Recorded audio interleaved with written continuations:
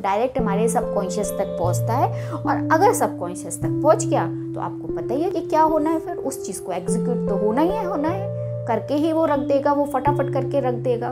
तो वो मैसेज तभी वो सबकॉन्शियस माइंड तक पहुंचेगा, यानी कि कॉन्शियस के थ्रू सबकॉन्शियस पे जाएगा। और कॉन्शियस के थ्रू जब सबकॉन्शियस तक कोई मैसेज पहुंचता है तो उसके पीछे लॉजिक का होना बहुत जरूरी है। नमस्कार, ज्ञान संजीवनी परिवार में आप सभी का स्वागत है। मैं Jyotsna Gupta, astrologer, motivational speaker and life coach. Law of attraction में ही मैं आज भी माइंड के बारे में बात करूंगी। लास्ट एपिसोड में मैंने आपको माइंड के दो parts, conscious mind and subconscious mind बताया था। मैंने आपको इसमें एक पॉइंट बताया था कि हमारे सबकॉन्शियस माइंड को अगर कोई बात समझ में आ जाती है तो वो उसको एग्जीक्यूट करके ही रहता है। तो हमको बस करना क्या है, हमको यही करना है, सबकॉन्शियस माइंड को बात समझानी है। आज मैं आपको कुछ तरीके बताऊंगी जिससे हम सबकॉन्शियस माइंड को जो भी हम चाहते हैं वो बात उसको समझ में आ जाए। उसको ही तो समझानी है हमें, तो कैसे, उसके क्या क्या मेथड्स हैं वो मैं बताती हूँ। सबसे पहला मेथड जो है, सबसे पहला तरीका है कि सबकॉन्शियस माइंड को हम कॉन्शियस माइंड के थ्रू समझा सकते हैं। ये बात आपको जाननी बहुत ज़रूरी है। मतलब ऐसा नहीं कि डायरेक्ट भी हम सबकॉन्शियस माइंड को समझा सकते हैं, लेकिन सबसे पहले हमको ये जानना है, पहला प्रोसेस जो है वो हमारा कॉन्शियस माइंड के थ्रू हमें सबकॉन्शियस माइंड को समझाना है। क्योंकि पहले तो आप समझोगे, कॉन्शियसली समझोगे कोई बात, और वो मैसेज तभी वो सबकॉन्शियस माइंड तक पहुंचेगा, यानी कि कॉन्शियस के थ्रू सबकॉन्शियस पे जाएगा। और कॉन्शियस के थ्रू जब सबकॉन्शियस तक कोई मैसेज पहुंचता है तो उसके पीछे लॉजिक का होना बहुत ज़रूरी है। कॉन्शियस माइंड लॉजिकली बात को समझता है। एग्जाम्पल, सपोज आपने प्लान किया कि कल मैं जल्दी उठ के 5 बजे उठ के वॉक करने जाऊंगा। आपके कॉन्शियस माइंड को बात समझ में आ गई। कॉन्शियस माइंड ने प्लान बना लिया कि सुबह 5 बजे उठेगा। आपने कहीं से सुना, कहीं से टीवी से देखा, वीडियो से देखा, या किसी फ्रेंड ने बताया, आपने उसको सोच लिया और आपने ऐसा प्लान बना लिया। लेकिन अगले दिन नॉर्मली जो देखा जाता है वो ये है कि आप 5 बजे का अलार्म तो लगाते हैं, लेकिन आप बंद करके फिर सो जाते हैं। क्यों? क्योंकि वो मैसेज सिर्फ कॉन्शियस तक पहुंचा होता है, सबकॉन्शियस तक नहीं पहुंचा होता। माइंड क्या बोलता है कि छोड़ो, क्योंकि वो मैसेज वहां तक पहुंचा ही नहीं है। तो आपका कॉन्शियस भी आपको लॉजिक देने लग जाता है कि छोड़ दो, कल देखेंगे। ठीक है, जब आपके सबकॉन्शियस तक वो मैसेज पहुंच जाएगा तो आप उठ ही जाओगे। लेकिन क्योंकि वो शॉर्ट टर्म का मामला होता है, आपके कॉन्शियस माइंड तक ही मैसेज होता है, तो आपका कॉन्शियस माइंड लॉजिक देता है कि देखो आज कल मैं लेट सोया था। कोई भी लॉजिक दे सकता है, जो भी आपकी कंडीशन के अकॉर्डिंग लॉजिक हो। मैं लेट सोया था, छोड़ दो, देखो कितनी ठंड है, या कितना अच्छा लग रहा है सोने में। कोई भी लॉजिक देके वो आपको सुला देगा और आप 5 बजे का अलार्म बंद करके आप सो जाओगे। 6 बजे का भी सोचोगे, फिर भी 6 बजे भी नहीं उठोगे। एंड ऐसा अक्सर लोगों के साथ होता है। एक तो ये है। अब अगर सेकेंड सिचुएशन को हम देखते हैं, सपोज आपको कहीं पर जाना है, आप दिल्ली में रहते हैं और आपको मुंबई की फ्लाइट पकड़नी है, और वो फ्लाइट का जो टाइम है वो 6 बजे का है। आपने प्लान किया कि मैं सुबह 5 बजे उठ के अगर मैं तैयारी करता हूँ तो मैं 6 बजे तक एयरपोर्ट पहुँचूंगा। सपोज आपका फ्लाइट का टाइम 7 बजे का है, तो अपने कन्वीनियंस के हिसाब से आपने जो भी प्लानिंग बनाई कि आपके घर से कितना दूर है, आपने एक प्लानिंग बनाई, और उस समय पे आप 5 बजे अगर उठने का प्लान करेंगे तो आप उठ पाएंगे। क्यों? क्योंकि उस समय आपके कॉन्शियस माइंड के पास एक लॉजिकल रीजन है। जब लॉजिकल रीजन जब होता है कॉन्शियस माइंड के पास, तो वो सबकॉन्शियस को बहुत इजीली समझा पाता है, और वो सबकॉन्शियस समझ जाता है, और वो उस चीज़ को आप एग्जीक्यूट करते हो। आप में से बहुत लोगों ने ये भी देखा होगा, दोनों ही एग्जाम्पल आप में से ज़्यादातर लोगों के साथ हुए होंगे। आपको कहीं जाना है, आप 3 बजे भी उठते हो, ऐसा भी होता है। तो ये बिकॉज उसमें लॉजिक होता है। तो सबसे पहला पॉइंट है कि अगर बात लॉजिकल है तो कॉन्शियस माइंड सबकॉन्शियस माइंड को बहुत इजीली समझा सकता है। दूसरा तरीका जो है वो है रिपीटिशन प्रोसेस का। अगर आप कोई बात, सपोज उस किसी भी बात में लॉजिक है, नहीं है, लॉजिक है तो वो कॉन्शियस के थ्रू समझाई दिया, पहले पॉइंट के थ्रू। अगर मान लीजिए कोई भी बात आपको सबकॉन्शियस में समझानी है, तो आप अगर उसको रिपीट करेंगे, बार बार बोलेंगे, बार बार रिपीट करते चले जाएंगे, तो आपका सबकॉन्शियस माइंड उसको समझ जाएगा।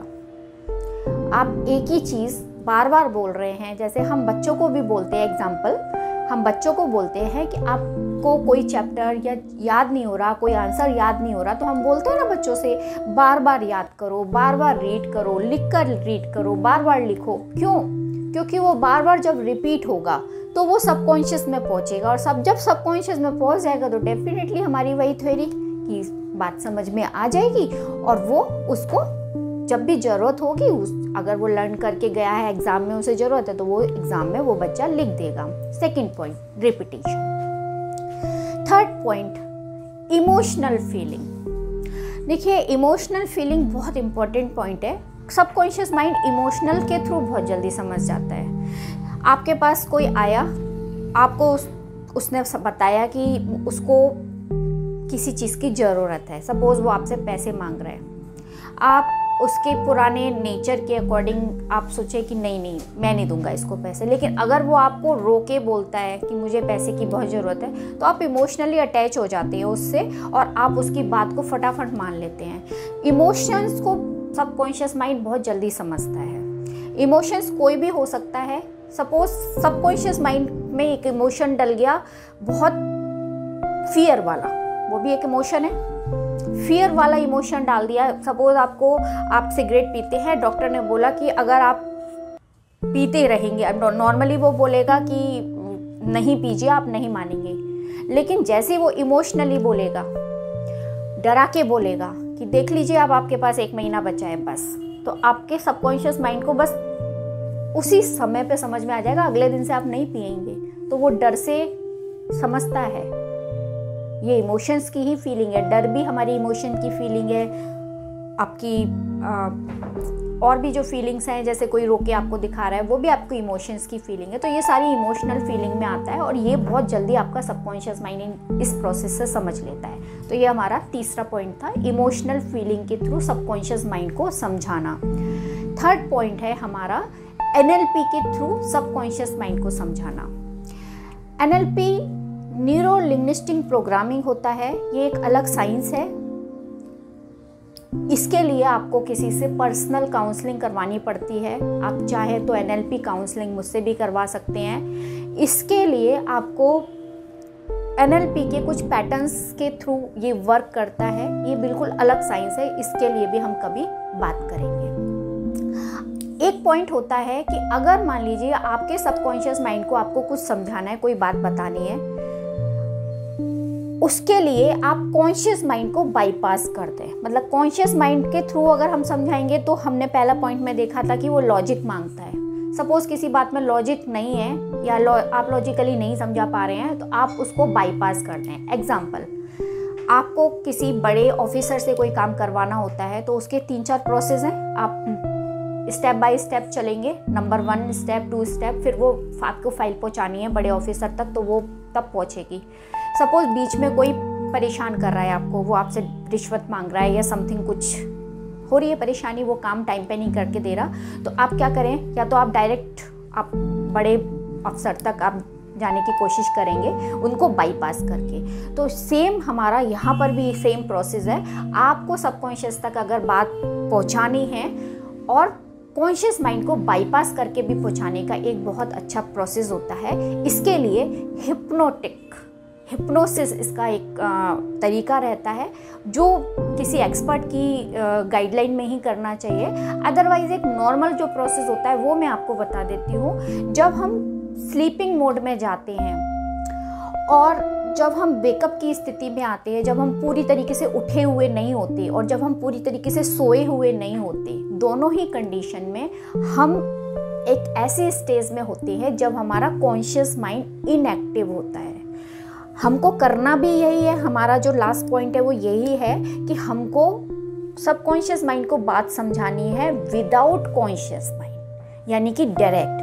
तो जब हम स्लीपिंग मोड में रहते हैं तब हमारा उस समय पे कॉन्शियस माइंड एक्टिव नहीं होता। उस समय पे अगर हम कोई भी बात बोलते हैं तो वो डायरेक्ट हमारे सबकॉन्शियस तक पहुंच जाती है और वो उस बात को समझ जाता है। तभी हम जब आगे जब हम लॉ ऑफ अट्रैक्शन में बढ़ेंगे, जब हम एफर्मेशंस की बात करेंगे, तो हम उस समय पे यही बताते हैं कि रात को सोते समय अफर्मेशंस बोलिए, मॉर्निंग में उठते समय अफर्मेशन बोलिए। इसलिए बोलिए कि वो बात जल्दी समझ में आती है। हम बच्चों को भी बोलते हैं कि सुबह जल्दी उठ के पढ़ो, क्योंकि उस समय सबकॉन्शियस माइंड एक्टिवेट होता है, इसीलिए बोला जाता है। इसके पीछे जो लॉजिक है, जो रीज़न है, वो यही है। तो हमको सबकॉन्शियस माइंड तक मैसेज पहुंचाने का जो एक तरीका जो है वो